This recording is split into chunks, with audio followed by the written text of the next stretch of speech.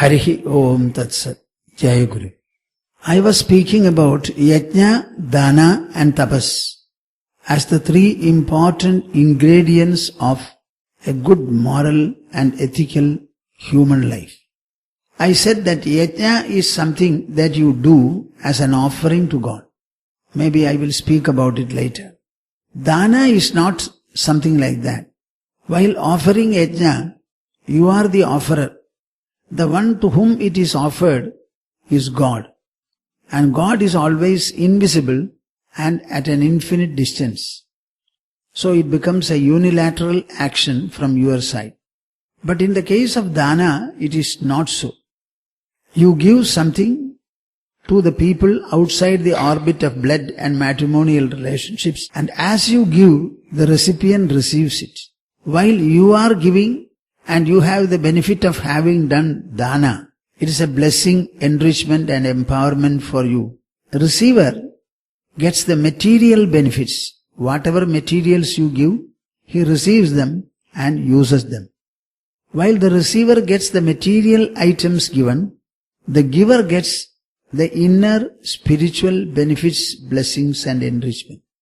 And both of them are equally contented and delighted. When you nicely, lovingly and feelingfully give, that feelingful giving gives you a lot of rejoicing and contentment. And when somebody takes it with a smiling face, you also have the joy of delighting his heart.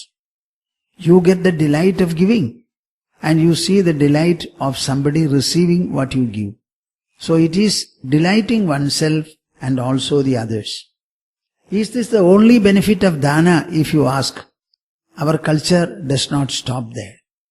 It has something more to say.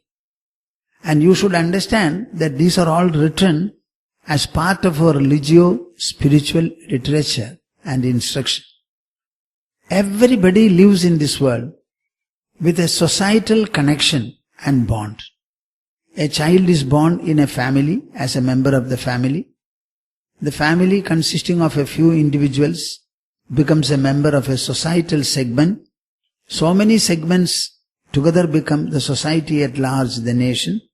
And so many nations put together make the global community or life. So you cannot think of an individual without his connection with the family and through the family to the society, the nation and globe. I always say that you have a house and a little property surrounding land. A deed of registration is made and then you seem to be the owner of that land. Very good. Where is this land located? Upon the earth. Is the earth yours? Certainly not. The moment you step out of your house, where do you place your feet? Either on the footpath or on the road. Both of these do not belong to you. They belong to the society. Normally the government owns it. What does it mean? Every item required for your life in the form of food, clothing and other things, all of them you are not making, the individual is not making. All these items are manufactured or grown in different areas by different people. The air you breathe, nobody produces. The water you drink, that is also available. But if you go into details for digging a well, somebody else will have to come and dig, and somebody will have to draw water. If there is a public water system, then you owe the entire water to the distribution people. So air is available. Food is grown by different people in different places. So for the whole sustenance of your life, you should understand that you are connected to and depending upon a number of sources other than you. If you buy articles from the shop, how did it come to the shop? From where it is manufactured or grown. So there are people involved in trade. They bring the materials, make them available to you from a particular public spot. So everywhere you will find you are connected to the society. Not only that, any form of money or wealth, I think the wealth owner owes it to the society. Ultimately, goods are manufactured or grown upon the earth by the people. then whatever is there is purchased from the people. Imagine a doctor. He has very good practice, roaring practice, and he is a wealthy doctor. How does he get his wealth? Because people come, take his treatment, and whatever fees he stipulates, he pays them. People pay them. What does it mean? His wealth is owing to the people. Similarly, imagine the greatest people like Henry Ford, Tata or others. All their goods are availed of by the people and they pay for it. Imagine the channel. The money they get from the channel viewers in one manner or the other. Everywhere you will find society produces goods and services.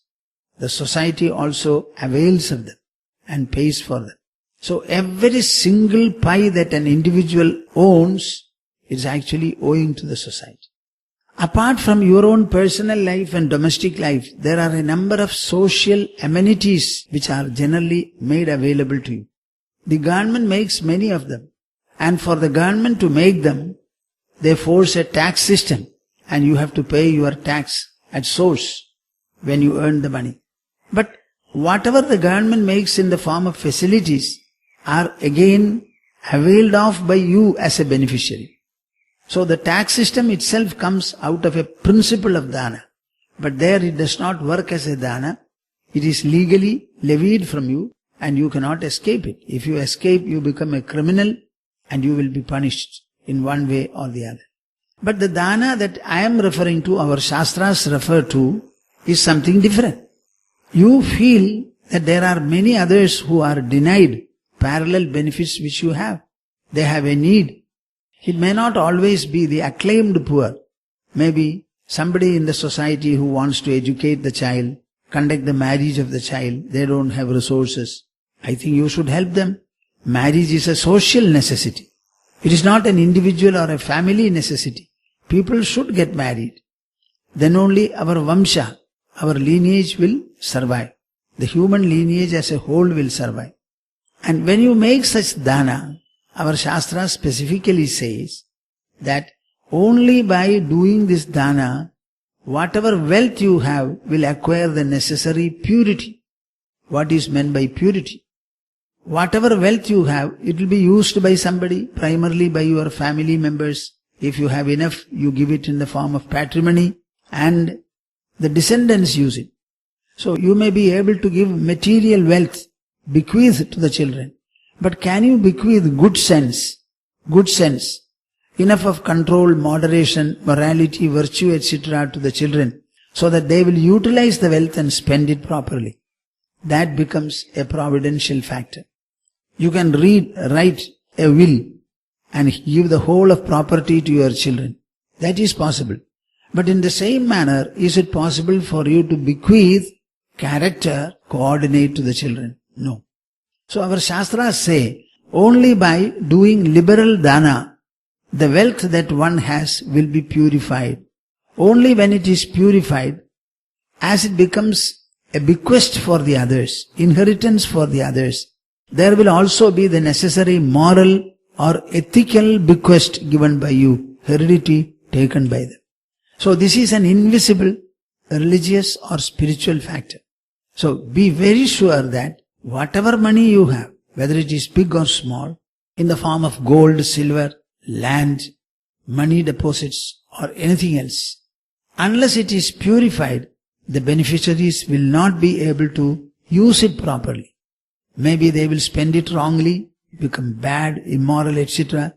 Even they will become a bane to the society.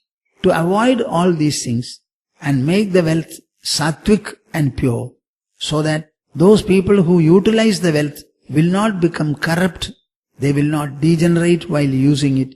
This Daana is very, very important. Wealth not purified by Daana is just like keeping a wife who is not chaste.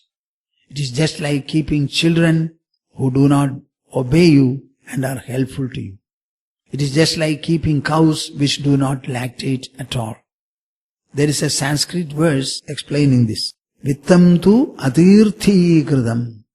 The vitta should be purified, and purification of the wealth takes place only by Daana. Harihi Om Tat Sat. Jai Guru.